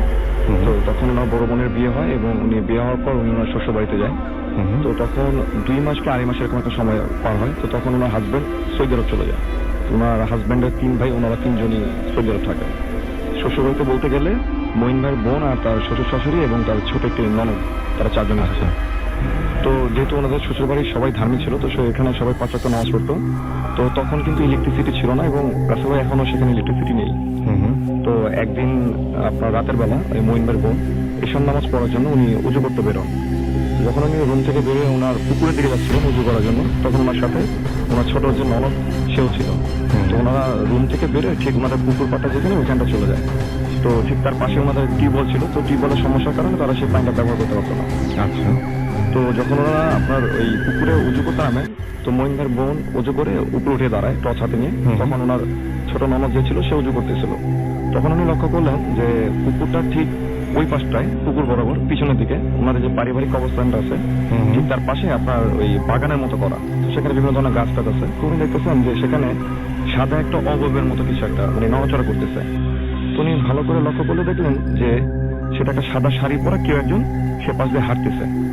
তো উনি অনেকক্ষণ লক্ষ্য করার পর দেখলেন যে সেই মানুষটা সেই পুকুরের ওই বাগানের ওই পাশ থেকে ঠিক পুকুরের পাশটা ঘেঁষে মানে হাঁটতে হাঁটতে ওনাদের বাসার দিকে আসতেছে। আচ্ছা। তো উনি দেখলেন যে একটা সময় ওই মানুষটা এসে কি করলো, ওনাদের যে টিউবওয়েলটা ছিল, টিউবওয়েলের পাশে একটা বিশাল বড় তেঁতুল গাছ ছিল, ঠিক সেই পাশটা এসে দাঁড়িয়ে উনি উত্তর দিকে মুখ করে তাকিয়ে আছেন। তখন উনি ওনার ছোট ননদকে দেখায় যে ওই মানুষটাকে। আচ্ছা। তো তারা দুজন এটা দেখার পর ওনারা ঘরে চলে আসেন। তো যথারীতি নামাজ পড়ে ওনার শাশুড়িকে উনি জিজ্ঞেস করেন যে আম্মা, আপনার কাছে এরকম কোনো মহিলা বা কেউ আসছিল? যেহেতু উনি দূরে থেকে দেখেন বুঝে যে ওটা সাদা শাড়ি পরিতে কেউ হবে। তখন ওনার শাশুড়ি ওনাকে বলে যে না, আমার কাছে কেউ আসেনি। কেন? তখন সে বলে যে আমি দেখলাম এরকম একজন মানুষ যে আমাদের বাগান ওইখান থেকে বেরিয়ে আমাদের টিউবওয়েলের সামনে এসে দাঁড়িয়ে আছে। আচ্ছা। তখন ওনার শাশুড়ি বলতেছে ওনাকে যে তুমি কি কিছু জিজ্ঞেস করছো? তখন উনি বলতেছে যে না, আমি কোনো কিছু জিজ্ঞেস করিনি। তখন ওনার শাশুড়ি জাস্ট ব্যাপারটাকে এড়িয়ে গেলাম, বলতেছে যে ঠিক আছে, তোমার কোনো কিছু বলা লাগবে না, তুমি ঘুমিয়ে পড়ো। তো এরপর মাসখানেক সময় চলে যায়। তো এর মাঝখানে ওনার শ্বশুর শাশুড়ি এবং ওনার ছোট ননদ যে ছিল তার একটা দাওয়াতের জন্য অন্য একটা গ্রামে যায়। তো তারা যাওয়ার আগে ওই মঈন ভাইদের বাসায় লোক পাঠিয়ে খবর দেয় যে তার মঈন ভাইয়ের আম্মাকে তার মেয়ের সাথে এসে থাকার জন্য কিছুদিন। তো মঈন ভাইয়ের আম্মা যথারীতি তার মেয়ের শ্বশুর বাড়িতে চলে আসে থাকার জন্য। তো ঠিক তখন যে ঘটনাগুলো ঘটে সেগুলো সেরকম যে উনি আরো একদিন সময় ঠিক রাতের বেলা সে নামাজে অজু করার জন্য উনি সেই পুকুরের সামনে যান। তখন উনি একা ছিলেন। তুমি অজু করতে গিয়ে দেখলেন যে ওই একই অবয়বের একটা মানুষ সেই বাগানের ওই পাশ থেকে বেরিয়ে এসে ওনাদের টিউবওয়েলের সামনে এসে দাঁড়িয়ে আছে। তো এবার উনি ভাবলেন যে হয়তো বা কোনো মানুষ হবে এলাকার বা কোনো ঝামেলায় পড়ছে, হয়তো এমন কেউ হতে পারে। কিন্তু আসলে বলে রাখি যে ওনাদের বাসা কিন্তু চারপাশ দিয়ে ওয়াল দেওয়া ছিল, বাউন্ডারি করা ছিল। তো উনি পিছনে থেকে জাস্ট টর্চ মেরে তাকে জিজ্ঞেস করতেছিলেন যে আপনি কে। তো উনি অনেকবার প্রশ্ন করার পর উনি কোনো রিপ্লাই দিচ্ছিলেন না। তখন উনি জাস্ট সেই মহিলাটার সামনে যায়। তো টর্চটা তখন নিচেই ছিল। তখন সেই টর্চের আলোতে যতটুকু বুঝলেন যে মানে বৃদ্ধ একজন মহিলা, মানে যার চামড়া মানে বয়স হলে যেমন যখন ভাঁজ পড়ে যায় ঠিক ওইরকম দেখতে একটা চেহারা, এবং চেহারা দেখে মনে হচ্ছে যে রক্ত শূন্য একটা চেহারা। তো উনি জিজ্ঞেস করতেছিলেন যে আপনি কে, আপনাকে আমি এর আগে একদিন দেখছি, আপনি এখানে এসে দাঁড়িয়ে থাকেন, কি সমস্যা আপনার। তো এটা বলার পর ওই মহিলা কোনো রিপ্লাই দেন না। তখন উনি ভাবে যে হয়তো বা মানে গ্রামের কোনো পাগল মহিলা টহিলা হতে পারে, যেহেতু উনি এই গ্রামে নতুন ছিলেন, মাত্র 2 মাস আগে ওনার বিয়ে হয়েছে। তো উনি বাসায় চলে আসে। তো বাসায় চলে আসার পর উনি নামাজ পড়ে ঘুমিয়ে পড়ে। তো ঠিক উনি তার পরের দিনও ওই মহিলাটাকে আবারও দেখেন, এবং থার্ড টাইম উনি যখন দেখেন তো ওই মহিলাটা ছিল বাগানটা পাশে ছিল, উনি আর এই দিকটাই আসেনি। তো চতুর্থ দিন আসলে উনি যেটা দেখেন, উনি উঁচু করতে যাচ্ছিলেন ঠিক একই সময়। তখন উনি দেখলেন সেই মহিলাটাই, কিন্তু এবার উনি আর সে বাগানের দিকে না, এবার ওনাদের পুকুরের পাশে যে ওনাদের বাসার মেইন গেটটা আছে, মানে ওই গেটের এই দিক থেকে ওনাদের বাসার ভিতরে ঢুকতেছে। আর ফোর্থ টাইম উনি যখন দেখেন তখন সেই মহিলাটা একা ছিল না, তার সাথে ছোট একটা বাচ্চা ছিল। তো আর ওনাদের বাসার গেট কিন্তু ভিতরে লক করা ছিল। তখন ওনার বোন যেটা করে, মহিলার বোন, উনি অজু না করেই টর্চ নিয়ে ওনার সামনে গিয়ে দাঁড়িয়ে বলেন যে আপনাকে আমি এর আগে কয়েকদিন দেখছি আমাদের বাসায়, আপনি আমাদের বাসায় ঢুকেন কিভাবে, আপনি কি সমস্যা, আপনি যদি কোনো সমস্যা আপনি আমাদের বাসায় থাকতে পারেন, আপনি সকালবেলা হলে চলে যান। তখন সেই মহিলা কিন্তু কোনো রিপ্লাই দিচ্ছিল না তাকে। আর তখন মহিলার বোন যেটা বলে যে আপনার সাথে বাচ্চাটাকে, আপনাকে তো আমি এর আগে একা দেখছি, এটা কার বাচ্চা, আপনি কার বাচ্চা নিয়ে আসছেন। আচ্ছা, এটা বলার সঙ্গে সঙ্গে ওই মহিলাটা যেটা করে, ওই মহিলাটা কিন্তু একটু কুজো ছিল। তো মহিলা যেটা করে যে সেই বাচ্চাটাকে সে কোলে নিয়ে নেয়। তো মঈন ভাই বোন যিনি ছিলেন উনি একটু মানে রেগে যান যে এর আগে 2-3 বার দেখছেন উনি বাসায় কোনো প্রশ্ন করার পর উনি কোনো রিপ্লাই দেন না। তখন উনি চিন্তা করলেন যে ওনার আম্মাকে উনি ডাক দেবেন, ওনার আম্মা ছিল বাসায়। তখন ওই সময় রাসেল ভাই উনি যেটা করেন যে ওই মহিলাটার হাতটা চেপে ধরেন। তো উনি যেটা বলেন যে ওনার কাছে মনে হলো যে উনি ঠান্ডা একটা হাত, কারো একটা হাত উনি চেপে ধরলেন এবং ধরে উনি মা বলে চিৎকার দেন যাতে ওনার আম্মা বেরিয়ে আসে। তো উনি চিৎকার দেওয়ার সঙ্গে সঙ্গে পিছনে করে তাকে যেটা ফিল করলেন যে ওনার হাতের ভিতরে কিছুই নেই, কেউ নাই, কেউ নাই। উনি সেই ওই পুকুরটার সামনে উনি একা দাঁড়িয়ে আছেন। তো এটা দেখার পর আসলে উনি বেশ ভয় পেয়ে যান। এটা মানে যে কেউ ভয় পাওয়া স্বাভাবিক, খুবই স্বাভাবিক। তখন উনি দৌড়াদৌড় যা পারেন সেগুলো পড়তে পড়তে উনি ঘরে চলে আসেন। ওনার আম্মাকে এসে বলেন, ওনার আম্মা যেটা করে যে দৌড়াদৌড় যা পারে ওনাকে পরে ফুটু দিয়ে বলে যে ঘুমিয়ে পড়ো। তো যথারীতি রাসেল ভাই উনি সকালবেলা ফজর নামাজ পড়তে উঠার কথা, যেহেতু ওনারা সবসময় 5 ওয়াক্ত নামাজ পড়তেন। তো সেদিন আর উনি ঘুম থেকে উঠে এই নামাজ পড়েননি। তো ওনার আম্মা ঘুম থেকে উঠে নাস্তা রাস্তা তৈরি করেন। তো অনেক বেলা করেই সে তার ঘুম ভাঙে। তো ঘুম ভাঙার পর উনি ঘুম থেকে উঠে রুম থেকে বেরিয়ে সোজা পুকুরে চলে যায়। তো ওনার আম্মা ভাবে হয়তো বা গোসল টোসল করার জন্য গেছে। তো অনেকটা সময় পার হয়ে যায় মাঝখানে। তো উনি মানে পুকুরে গোসলই করতেছেন। তো ওনার আম্মা একটু বিরক্ত হয় যে এতক্ষণ ধরে কি করতেছে পুকুরে। তো ওনার আম্মা ওনাকে দেখার জন্য পুকুরের সামনে আসেন। বেশ বড় পুকুর ছিল। উনি এসে দেখেন যে বাচ্চারা যেভাবে গোসল করে পুকুরের মধ্যে লাফালাফি করে, উনি ঠিক ওইরকম করতেছে। তো ওনার আম্মা ওনাকে বলতেছে যে তোর তো বিয়ে হয়েছে, এটা তোর শ্বশুর বাড়ি, এভাবে কেন গোসল করতেছে। তখন সে যেটা বলে যে দাঁড়াও, ওনার আম্মা কোন করতেছে মাছ ধরে দেখাই। ওনার মেয়ে করতেছে কি ডুব দিতেছে, সে পুকুরের মধ্যে তেলাপিয়া মাছ ধরে নিয়ে উপরে উঠতেছে। এবং সে করতেছে কি যে ওই মানে কাঁচা মাছগুলো রাসেল ভাই ধরে সে কামড় দিচ্ছে। আচ্ছা, তখন তার আম্মা বলতেছে, মানে তার আম্মা দেখে তো পুরো স্টাক। তার আম্মা বলতেছে তুই এগুলো কি করতেছিস। তখন সে বলতেছে যে আমি তো সবসময় মাছ ধরি। ওনার আম্মা ওনার মেয়েকে কিন্তু উনি কোনোদিনও পুকুরে নেমে মাছ ধরতে দেখেনি, আর উনি জীবিত মাছগুলোকে কামড় দিচ্ছিল, খাওয়ার চেষ্টা করতেছে। তখন ওনার আম্মা যেটা করে ওনাকে টেনে পুকুর থেকে উঠায়। তো টেনে উঠানোর পর আসলে ভাই যখন ওনার আম্মা ওনাকে টেনে ঘরের দিকে নিয়ে যাচ্ছিলেন, তখন উনি ওনার আম্মাকে মানে খুব জোরে একটা ধাক্কা দিয়ে পুকুরের পাশে ফেলে দেয়। আচ্ছা, তো পুকুরের পাশে ফেলে দেওয়ার পর উনি খুব দ্রুত ওনাদের যে তেঁতুল গাছটা ছিল টিউবওয়েলের সামনে, ওইটা বেয়ে বেয়ে উপরে উঠে যায়। ওনার আম্মার মতো যেটা যে কোনো স্বাভাবিক কোনো পুরুষ মানুষের পক্ষ যারা সচরাচর গাছে উঠে এত দ্রুত ওঠা সম্ভব না। তখন উনি তার মেয়েকে বলতেছেন যে তুই গাছের উপরে কি করতেছিস। তখন সে বলে যে আমি তো মানে অ্যাজ ইউজুয়াল নর্মালি। সে বলতেছে যে আমি তো সবসময় গাছে উঠি, এখানেই থাকি। অথচ কিন্তু উনি ওনার মেয়েকে কোনোদিন গাছে উঠতে দেখেন। তার মানে অলরেডি পজেস। জি আছে। তারপরে তো এটা দেখার পর ওনার মা বেশ ভয় পেয়ে যায়। তো উনি বাসা থেকে বেরোয় আশেপাশে যারা ছিল তাদেরকে ডেকে নিয়ে আসে। আর ওনাদের বাসায় কোনো মানে অপরিচিত পুরুষ ঢুকতেন না, ধার্মিক ফ্যামিলি ছিল। তিনি মহিলাদের ডেকে নিয়ে আসেন, তো তাকে সেখান থেকে গাছ থেকে নামানো হয়। তো এর মাঝখানে তার শ্বশুর শাশুড়িকেও খবর দেওয়া হয় যে তার ছেলের বউর এই অবস্থা। তো মঈন ভাই যে আমাকে ঘটনা শেয়ার করে, তার এক দূর সম্পর্কে মামা আছেন, উনি আপনার যে গ্রামে ওঝাদের যে কাজটা উনি সে কাজটা করেন, কাউকে জিনে ভূত ধরলে উনি সেগুলো তাড়ানোর ব্যবস্থা করেন। তো ওনাকে খবর দেওয়া হয়। তো সেদিন ওনাকে খবর দিতে দিতে সন্ধ্যা হয়ে যায়। তো উনি আর সেদিন আসতে পারেন, উনি তার পরের দিন আসেন সকালবেলা। তো উনি যখন সেদিন সে বাসায় ঢুকেন, তো উনি যখনই কোনো গ্রামে যেতেন বা কোনো বাসায় যেতেন, তখন মানে সেখানে আশেপাশে উৎসুক মানুষজনের ভিড় জমে যেত দেখার জন্য ওনার প্রসিডিউরগুলো। তো উনি যথারীতি আসলে সেই বাসায় ঢুকে উনি উঠানে বসে পড়েন। তো সেই বাসায় তখন বলতে গেলে যে শুধু মহিলারাই ছিল আশেপাশে, এমনকি ওনার যে শ্বশুর এবং ওনার বাবা তারাও ছিল না, কোনো পুরুষ ছিল না সেখানে, ওই ওঝা ছাড়া। তো সবাই যেটা দেখতেছেন যে ওই মঈন ভাইয়ের বোনকে রুম থেকে বের করে আনা হয়, এবং বের করে আনার পর উঠানে বসানো হয়। মানে 3-4 জন মহিলা মিলে তাকে ধরে রাখতে পারতেছে না। তো উনি ওঝা যেটা করে যে তার ব্যাগ থেকে উনি এক ধরনের একটা গাছের একটা ডালের মতো একটা জিনিস বের করে। তো ওনাকে বসানোর পর উনি যেটা করে যে তার চারপাশ দিয়ে কুণ্ডুলির মতো একটা এঁকে দেয়, একটা রিং করে দেয়। আচ্ছা, সার্কেল জি। একটা। হ্যাঁ, ওকে। তো এটা করে দেওয়ার পর উনি ওনার মতো করে প্রসিজার অনুযায়ী উনি কাজ শুরু করেন। তো এর মাঝখানে ওনার যে বোন, মঈন ভাইয়ের যে বোন ছিল, সে মাটির মধ্যে আপনার মাথা দিয়ে মানে নিজের মাথা নিচে বাড়ি দিতেছিল। মানে এটা কিন্তু রাসেল ভাই সবাই দেখতেছিল ওই জায়গায়। তখন উনি জাস্ট ওনাকে জিজ্ঞেস করে যে তুই কে, তুই ওর উপর কেন আসছিস? তখন সে যেটা রিপ্লাই দেয় রাসেল ভাই, সে একটা অন্য রিলিজিয়নের একটা নাম বলে তার, এবং সে যেটা বলে যে সে অনেক বছর ধরেই এই গ্রামের এই বাসায় থাকে এবং সে কারো কোনো ক্ষতি করেনি এর আগে। তখন সে ওঝা তাকে বলতেছিল যে তুই তাহলে ওর উপর কেন আসছিস? তখন সে বলতেছে যে ওই আমার চলার পথে সে মানে দাঁড়াইছে এবং আমাকে মানে বিরক্ত করছে, তাই আমি ওর উপর প্রজেক্ট হয়েছি। আচ্ছা, তো তখন উনি অনেক ইটি করার পর তো একটা জিনিস যেটা ঘটে রাসেল ভাই, যে আমরা মানে অনেক ঘটনায় শুনি যে মানে এরকম প্রজেক্ট হওয়ার পর গায়ে আঘাত করা হয়। উনি কিন্তু এরকম কিছুই করেনি। উনি যেটা করেন, যেটা সবাই দেখেন, যে উনি একটা ডালের মতো একটা জিনিস বের করে ব্যাগের থেকে ওই মহিলাটা যে ছায়াটা ছিল তার ছায়ার মধ্যে উনি বাড়ি দিতেছিলেন মাটিতে। অথচ কিন্তু উনি চিৎকার করতেছিলেন ব্যথা, মনে হচ্ছিল যে বাড়িগুলো মাটিতে দিচ্ছে কিন্তু ব্যথা উনি পাচ্ছেন না। উনি এরকম সময় চিৎকার করতে থাকেন। তো যখন ওনাকে বলা হয় যে তুই একে ছেড়ে চলে যা, তখন সে যেটা বলে যে উনি গেলে ওকে নিয়ে যাবে সাথে করে। তখন উনি বলতেছেন যে আচ্ছা ঠিক আছে, তুই যদি না দেস তাহলে আমি তোকে বোতলে বন্দি করতেছি। তখন ওনার বোনের কণ্ঠ, মানে ওনার বোনের ভিতর থেকে কথা বলতেছে, কথাটা হচ্ছে বয়স্ক একজন মহিলার কণ্ঠ, কাঁপা কাঁপা একটা কণ্ঠ। তখন সে বলতেছে যদি আমাকে বন্দি করা হয় তাহলে আমার ছেলের কি হবে? সে বলতেছে তার সাথে তার ছেলেও আছে। তখন সে ওটা বলতেছে যে ঠিক আছে তুমিও চলে যাও, ও চলে মানে ও ঠিক থাকো। তখন তাকে অনেক কষ্ট করে রাজি করানো হয়, এবং যে প্রসিজার যেটা ছিল সেটা হচ্ছে যে সে কিভাবে যাবে। তখন সে বলেছে তার জন্য কিছু ভোগ রাখতে হবে সে তেঁতুল গাছটার সামনে, এবং সে যাওয়ার সময় গরুর হাড় মুখে করে নিয়ে যাবে। তো উনি যেটা করেন যে বাজার থেকে গরুর হাড় নিয়ে আসা হয়। তো যখন গরুর হাড়টা তার সামনে রাখা হয়, তখন উনি যেটা করেন যে আশেপাশে যত মানুষ ছিল সবাইকে বলে যে ঘরের ভিতরে চলে যেতে, কারণ উনি এই সার্কেল মুছে ফেলার পর উনি কিন্তু এখান থেকে বের হয়ে দৌড় দিবেন। উনি মানে কোন দিকে দৌড় দিবেন এটা সঠিক মানে জানা নেই, যে কোন দিকে দৌড় দিতে পারেন।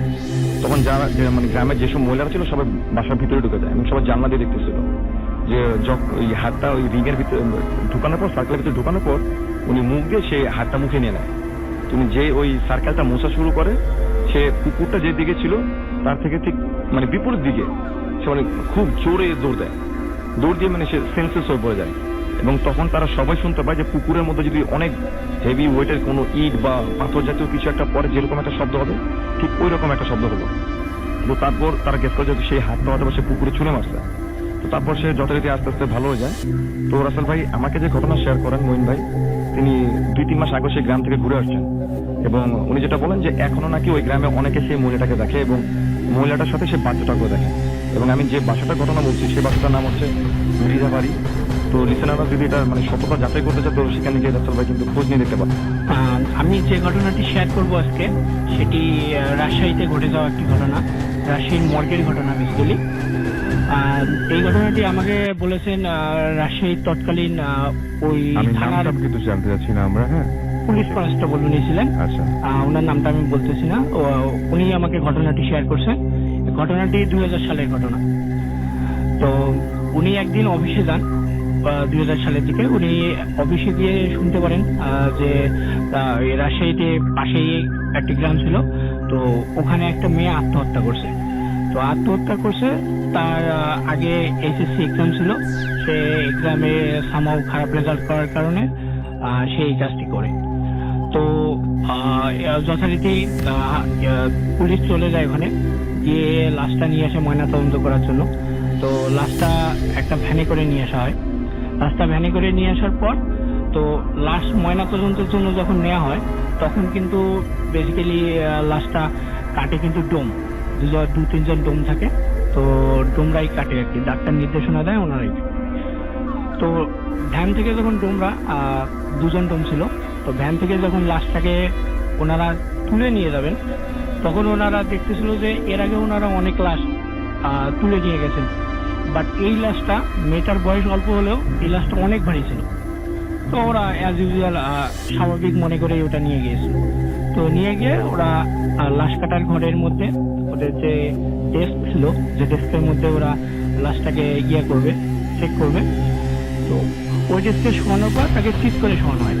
চিৎ করে শুয়ে তারা 2 জন টোম ছিল, 2 জনই ওই কাটার জন্য যে ইনস্ট্রুমেন্ট গুলো লাগে সেই ইনস্ট্রুমেন্ট নেওয়ার জন্য বাইরে চলে আসে। কিছুক্ষণ পরে ইনস্ট্রুমেন্ট সবগুলোর সাথে তারা আবার লাশ কাটা ঘরে চলে যায়। তারা চলে গিয়ে যে জিনিসটা দেখে যে তারা লাশটাকে জাস্ট চিৎ করে শোয়া রেখে এসেছিল, বাট এখন লাশটা ওই পজিশনে নেই, লাশটা কাত হয়ে ঘুরে আছে।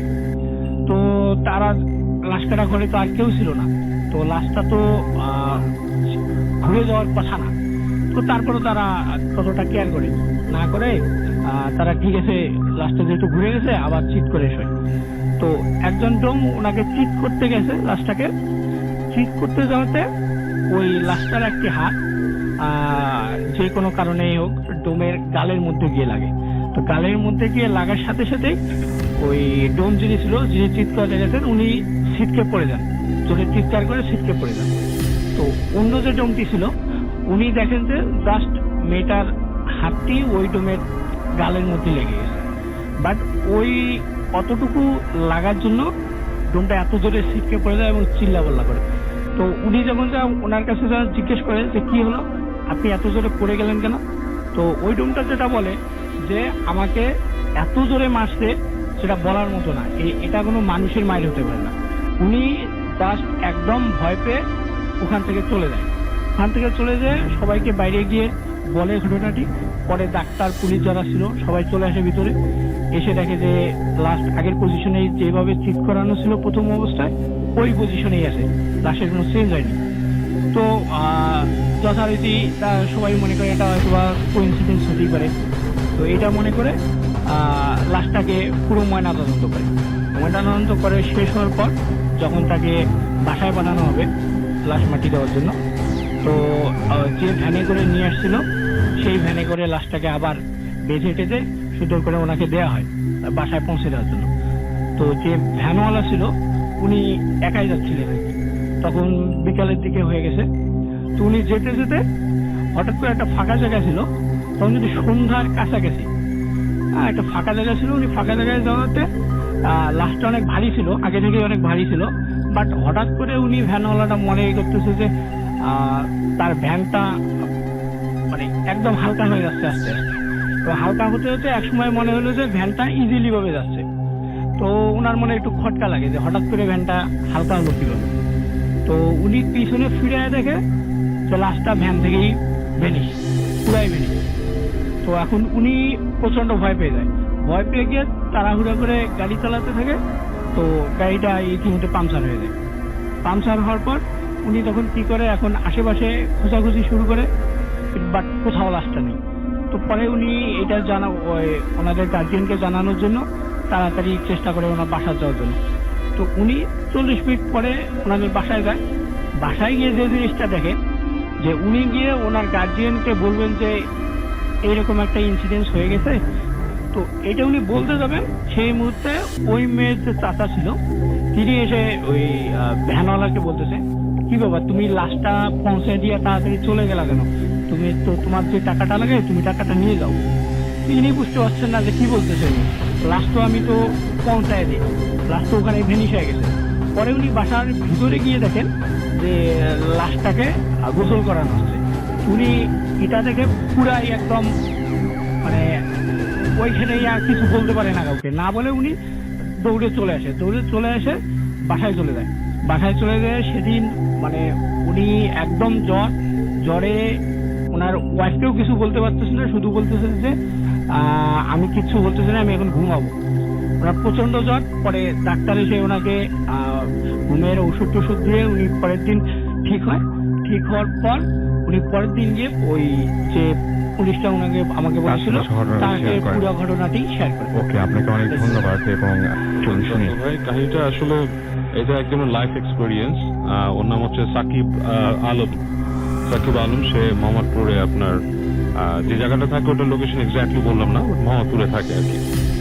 তো ও আমার সাথে কন্ট্যাক্ট করে। ইদানিং কিন্তু আচ্ছা অনেকের কাছে কাহিনী শুনছি রাসেল ভাই, এসব বৃষ্টির দিনে আর কি, সবাইকে বলে ডেকে আনছি, তারপর কাহিনী শুনছি। তো আমার সাথে কন্ট্যাক্ট করে আসে এরকম বৃষ্টির দিনেই, তো বসে কাহিনীটা শেয়ার করো, লাইফের একটা এক্সপিরিয়েন্স। আর অবিশ্বাস্য বলতে মানে বেশ কমিউনিকেশনের ব্যাপারটা আসলে ও যেভাবে ডিসক্রাইব করেছে, মানে আপনার এন্টিটির সাথে বা আদার ওয়ার্ল্ডের সাথে, সেটাই বেশ আমার কাছে একটু মানে অ্যাবনর্মাল লেগেছিল। এই জন্য আমি বারবার ওকে এটা মানে আপনার ভেরিফাই করি, ওকে জিজ্ঞেস করি এবং বিভিন্ন আপনার ক্রস ভেরিফিকেশন করার চেষ্টা করি ওর সাথে। বাট অল্টারনেটিভলি অ্যাকচুয়ালি ফাইন, মানে ও যা বলেছে এর মধ্যে বেশিরভাগই মনে হয়েছে সত্যি। যেহেতু এই জিনিসটা আসলে প্রুফ করার কিছু নাই, ও কিছু ছবি ভিডিও দেখিয়েছে আমাকে, এভিডেন্স অফ দোজ আপনার তাবিজ এন্ড স্টাফ, কিন্তু সেটা তো আসলে মানে আমি মানে কোনো প্রুফ হিসাবে ধরতে পারি না। বাট অ্যাকচুয়ালি মানে ওর শেষ অ্যাপ্রোচ এবং ওর বডি ল্যাঙ্গুয়েজ এভরিথিং মানে শুনে মনে হয়েছে কাহিনীটা সত্যি। যাই হোক, কাহিনীটা চলে যাই। 2008 সাল বা এরকম একটা সময় সাকিবরা একটা বাসায় মুভ করে। হ্যাঁ, বাসাটা হচ্ছে আপনার এমনটা জায়গায় যে জায়গাটা আপনার মোটামুটি আপনার পরবর্তীতে ডেভেলপ হয়েছে সিটি। আচ্ছা। হ্যাঁ, মোহাম্মদপুরে অনেক এক্সপ্যানশন হয়েছে, এক্সপ্যানশনের একটা জায়গায়। ওই জায়গাটা ওর খালার বাড়ি ছিল এবং জায়গাটাতে নাকি অ্যারাউন্ড আপনার আরো আগে, তারও 10-12 বছর আগে ওটার নির্মাণ কাজ শুরু হয় এবং ওই সময় কেবল সদ্য নির্মাণকৃত বিল্ডিং, মানে বেশ লম্বা সময় নিয়ে বিল্ডিংটা তৈরি হয়েছে আর কি। ওকে। তো ওই বিল্ডিং এ যে ও যখন ওঠে, ওই বিল্ডিংটা ওর খালার বাড়ি। ওরা খালা বিদেশে থাকতো, সেখান থেকে আসার পরে বাসা থাকে। তো ওই বাসা ওঠার পর থেকে নাকি তার ভেতরে বেশ অসুস্থতা দেখা দেয়। আচ্ছা। অসুস্থতা গুলো বেশ আপনার বিচিত্র টাইপের অসুস্থতা। ধীরে ধীরে শরীর দুর্বল হয়ে যেতে থাকে এবং অসুস্থ ফিল করতে থাকে, কোনো কাজে মনোযোগী থাকে না, এরকম বিভিন্ন ব্যাপার স্যাপার আর কি তার ভেতরে থাকে। তো এটাতে ওর বাবা একজন চিকিৎসক, তো বাবার সাথে কথা বলে। তো বাবা বিভিন্ন রকম চেক করে দেখে এবং টেস্ট করে দেখে, তার ভিতরে আসলে কোনো সমস্যা পাওয়া যায় না, মানে হি ইজ কমপ্লিটলি ফাইন। হ্যাঁ, আচ্ছা। কিন্তু ওই প্রবলেম গুলো ফেস করে। তো যেটা ফেস করতো, বিছানায় শুয়ে থাকলে আপনার মূলত সারা শরীরে কেউ খোঁচাচ্ছে সুই দিয়ে, প্লাস কোনো কিছু কামড় দিচ্ছে, ছোট ছোট পিঁপড়া বা জাতীয় কিছু, বিছানা চেক করলে কিছুই পাওয়া যেত না। হ্যাঁ, এরকম কিছু কাণ্ড করতে থাকে। পড়াশোনা অমনোযোগী হয়ে যায়, পড়াশোনা করতে পারে না, মন বসাতে পারে না এরকম। আচ্ছা।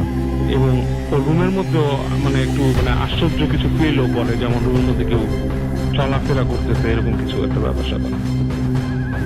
তো একদিন ফার্স্ট যখন নাকি আপনার কমিউনিকেশনের ব্যাপারটা হয়, ও শুয়েছিল বিছানায়।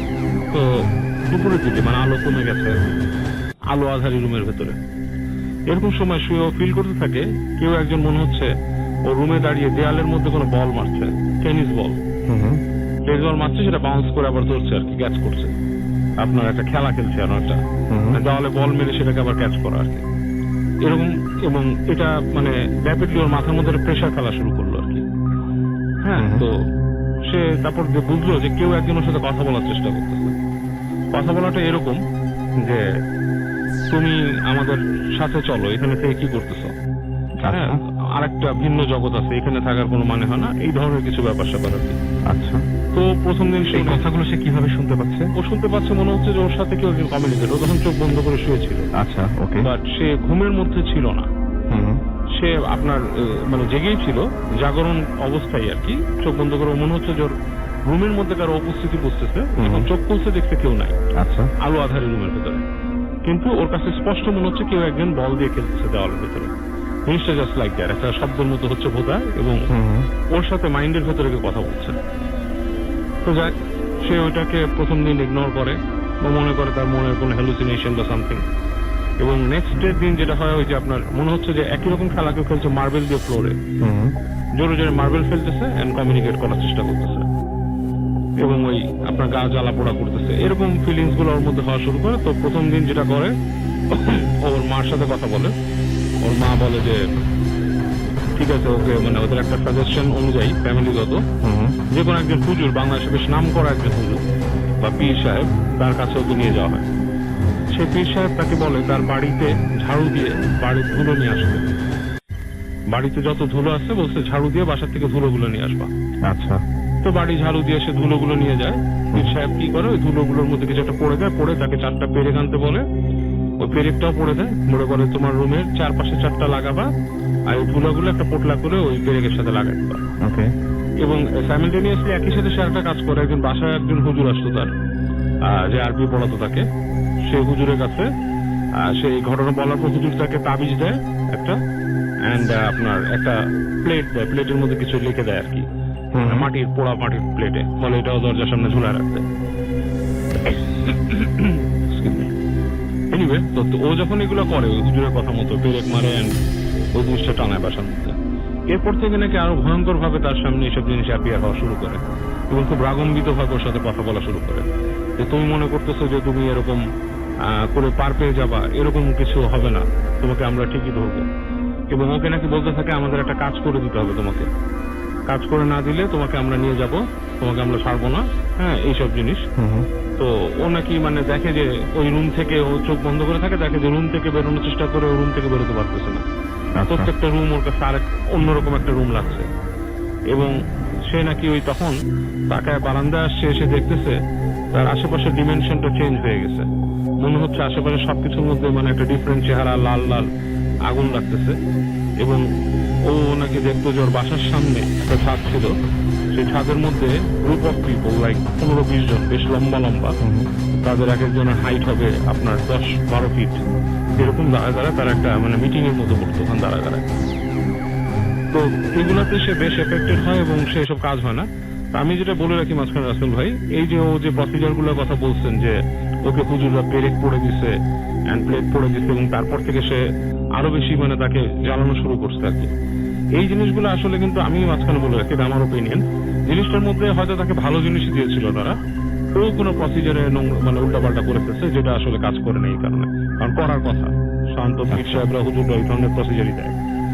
তো এনিওয়ে, তো এরপরে যেটা হয় যে ওদের কাছে শোনে যে ওই বাড়িতে নাকি একসময় একজন সাধু এসেছিল আর কি, মানে মানে আপনার পুরোহিত টাইপের, তিনি নাকি কিছু এখানে চেষ্টা করছিল আর কি, আপনার কিছু প্রসিজার, এই বাড়িতে কিছু জিনিসপত্র হতো নির্মাণের সময় আর কি, তখন নাকি কি কি করে গেছিল এই বাড়ি তৈরি হওয়ার পর। তো তার কাছে একজন যেটা সাজেস্ট করে, কিন্তু সে যায় না। ইনস্টেড অফ দ্যাট সে যেটা করে, একজন এরকম একজন হুজুরকে তারা পায়, যিনি এসে আপনার ওখানে বসে তার সাথে ই করে আর কি, আপনার একটা আসন দেয় আর কি, যেটাকে বলে মানে কাইন্ড অফ লাইক সে একটা সাধনায় বসে আর কি, ওখানে বসে বসে সে তার ওই হুজুরের কাছে কিছু জিন ছিল, তিনি জিন দিয়ে কাজ করে।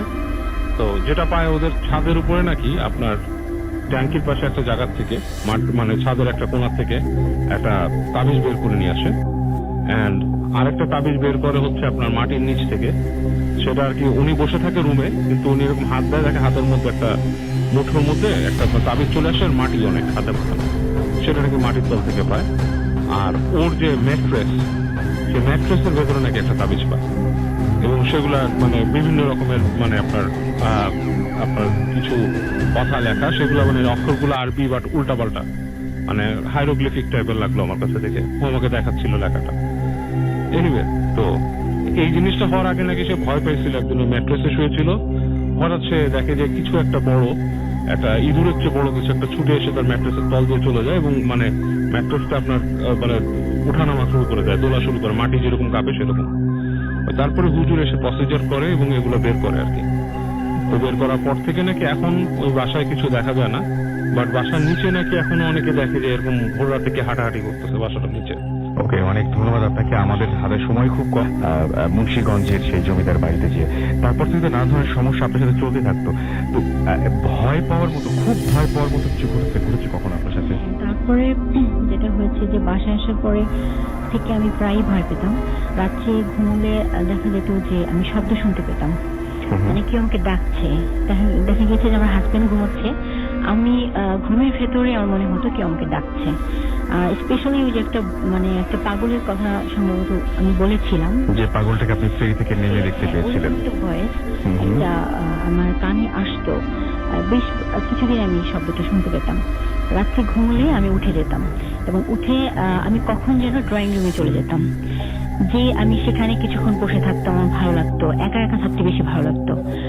তারপর আবার এরকম হতো, আমি যদি মাছ আমি যদি ইয়ে করতাম, ভাত মানে রান্না করতে যেতাম, তখন আমার জানলা ছিল তো বারান্দাটা একটু অন্ধকার, আমার রান্নাঘর একদম পাশে, তো আমি প্রায়ই ফিল করতাম যে কেউ দেখছে, কেউ আপনাকে দেখছে, আমাকে দেখছে এবং সে মানে মনে হতো যে কেউ উকি দিয়ে আছে এরকম। তারপর একটা ভয়ঙ্কর ঘটনা আমি বলবো, যেটা আমি আসলে কারোর সাথে শেয়ার করিনি। আমার হাজবেন্ড তারপর ওই ঘটনার পর থেকে আমাকে খুব টেক কেয়ার করতো, তো ও আমাকে তাবিজ একটা ম্যানেজ করে দিয়েছিল একটা হুজুরের কাছ থেকে। তো এই তাবিজটা আমি সবসময় রাখতাম সাথে। তারপর একবার যেটা হলো, আমি আমার বাবার বাড়িতে গিয়েছি, তো সেখানে ডেফিনেটলি ও যেহেতু ডক্টর, ও থাকতে পারেনি, চলে আসছে। তো আমি সেখানে আমার আম্মুকে বলে আসছে, সব ঘটনা সবাই জানে, তো আম্মু আমাকে সবসময় টেক কেয়ার করতো আর কি। তো একদিন আমি গোসল করার পরে সেই তাবিজটা আমার টয়লেটেই খুলে আমি গোসল করি, তো গোসল করার পরে আমি সেটা আমার পড়তে ভুলে গিয়েছিলাম। তারপর যেটা রাত্রে হলো, তো এই ঘটনাটা আসলে আমি আমার হাজবেন্ডকেও শেয়ার করিনি এখন, কারণ ভয়। তখন রাত্রে আপনি ফার্স্ট টাইম শুনছেন এটা? ওকে, ও আমাকে মানে মোটামুটি আমার রাগ করবে, আসলে এত বছর পরে আমি ঘটনাটা বলছি। তারপরে যেটা হয়েছে যে আমি রাত্রে এসে ঘুমাই আম্মার সাথে, তো আমার আম্মার সাথে ঘুমানোর পরে যেটা হলো যে রাত্রে প্রায় 1:30-2টা হবে, আর আমাদের বাসাটা হচ্ছে অনেকটা বাংলো টাইপের, সামনে একটু স্পেস আছে খোলা, আর দোতলা থেকে বাইরের জানলা দিয়ে সবই দেখা যায় রাত্রেবেলা, থাই ক্লাস আর কি। তো আমি যেটা হয়েছে রাত্রে 1:30টার সময় আমার ঘুমের ভেতরে আমি ফিল করছি যে কেউ আমাকে বলছে উঠার জন্য, যে উঠো। আমি আম্মুকে না দেখেই আমি উঠে জানলার যে পর্দাটা সরে আসলে আমি যা দেখতে পাই সেটা হলো যে আমাদের একটা গাছ ছিল, বট গাছ, আসলে আমাদের বাসাটা হচ্ছে গাজীপুরে। তো সেই গাছটা হচ্ছে অনেক আগের, কিন্তু কখনো আমরা ওরকম কিছু ফিল করিনি বা দেখিও নি এর আগে আমি। তো ওই বট গাছটা থেকে কিছু একটা মানে একটা লোকটা হচ্ছে অনেক লম্বা এবং তার মাথা নেই, সাদা একটা পাঞ্জাবি পরা এবং পাঞ্জাবি মাটি পর্যন্ত। আমি দোতলা থেকে দেখছি যে সে এত লম্বা যে প্রায় আমার একটা জানলার ওই গাছ থেকে নেমে আমার জানলার দিকে আসছে হেঁটে। তো এটা দেখে আসলে আমি প্রথমে আমি গেস করতে পারিনি যে কি, তারপর দেখে আমি পুরো আবার মানে চিৎকার করে আমার আম্মুকে জড়িয়ে ধরি। তখন আম্মু উঠে তারপর বুঝতে পারে এবং চেক করে দেখে মানে যথারীতি আমার গলায় সে তাবিজটা নেই। তখন আমি তো বুঝতে পারি যে আসলে কি হয়েছে আমার সাথে। তারপরে আমি তাড়াতাড়ি করে টয়লেট থেকে এনে সেটা আমার গলায় লাগিয়ে দেয়। তো এই ধরনের ঘটনা আসলে আমার লাইফে হয়েছে। যখন আমি একটু সিরিয়াস ছিলাম না এই ব্যাপারটাই, তখন আমি ফিল করতাম যে কিছু একটা আমার সাথে আছে বা এরকম কিছু। আবার আরেকটা যেটা হতো যে রাত্রে যখন ঘুমোতাম তখন আমার হাজবেন্ড তো যেহেতু ডক্টর, ও মাঝে মাঝে রাত্রে বাসায় থাকতো না, তো এরকম হতো যে আমি ফিল করতাম আমার পাশে কেউ ঘুমাচ্ছে। পাশে কেউ ঘুমাচ্ছে, আমি কিন্তু লাইট অন করে ঘুমাতাম, তারপরেও মনে হতো হঠাৎ করে যে আমার পাশে কেউ ঘুমাচ্ছে, আমি ফিল করতাম। ইভেন এখনো আজকে 7 বছর আমি অনেক কিছু বুঝতে পারি। যেমন কোনো মানে একটা গাছ কোথাও বেড়াতে গেলে যে এই স্পটটায় কি আছে, আমার পরবর্তী খবর নিয়ে জানতে পারি যে এই আসলেই খারাপ। হ্যাঁ, যে গ্রামের মানুষ বলে যে হ্যাঁ এই জায়গাটা একটা ঘটনা আছে বা হয়েছে, কিন্তু আমি এটা জাস্ট দেখে আমি বলতে পারি যে এখানে কিছু মানে আছে। এরকম কিছু কিছু প্যারানর্মাল ঘটনা আমার সাথে হয়, এটাকে আমি শেয়ার করলাম। অনেক ধন্যবাদ আপনাকে আপনার ঘটনার জন্য। আমি আজকে যে ঘটনাটি শেয়ার করছি জানি না কতটা ভয়ের, তবে ভালো লাগলে অবশ্যই শেয়ার করবেন। এটা আমার ফ্যামিলির সাথে ঘটে যাওয়া কিছু একটা ঘটনা, এবং আমার এখন বয়স 18। এই ঘটনা যখন ঘটে তখন আমার বয়স 5-6 হবে। আমার মনে আছে আমরা তখন সবাই আমাদের নতুন বাড়িতে এসেছি। তখন আমার ফ্যামিলিতে আমার মা, বাবা, দাদা ও আমি। ঘটনাটি বলার জন্য আগে একটু আমার বাড়ির ডেসক্রিপশনটা দিয়ে দিচ্ছি। আমাদের বাড়িটার এন্ট্রান্স দিয়ে ঢুকে ডাইনিং রুমে আসতেই ফার্স্টে একটা স্টাডি রুম, তারপর একটা রুম, দেন আমার বেডরুম, যার সামনে কিচেন অ্যান্ড বাথরুম। রাসেল ভাই এইগুলো বলছি বোঝার জন্য আমার বাড়িতে আসার ফার্স্টের দিকে আমরা সবাই লাস্টের বেডরুমটায় ঘুমাতাম, আর দরজাটা ভেতর থেকে লক করা থাকতো, আর ডাইনিং রুমে লাইটস অন করা থাকতো এবং সবই নর্মাল চলছিল। কিন্তু একদিন রাতে হঠাৎ ঘুম ভাঙলো মায়ের আওয়াজে এবং মা বেডে উঠে বসে জোরে বাবাকে জিজ্ঞেস করলেন, তুমি কি বাথরুমে উঠেছো? দরজাটা এবং দরজা ছেড়েছো? কোনো দরজা তো খোলা আছে ঘরের, কারণ দরজা খোলা আছে ঘরের। আমি আর দাদা তখন ঘুম থেকে উঠেছি এবং আমার এবং মার আওয়াজ দেখলাম যে বাবা, যে কিনা পড়ে বিছানায় ঘুমাচ্ছিল, উঠে জিজ্ঞাসা করছে কি হয়েছে। আমার আজও সেই সময়টা মনে আছে।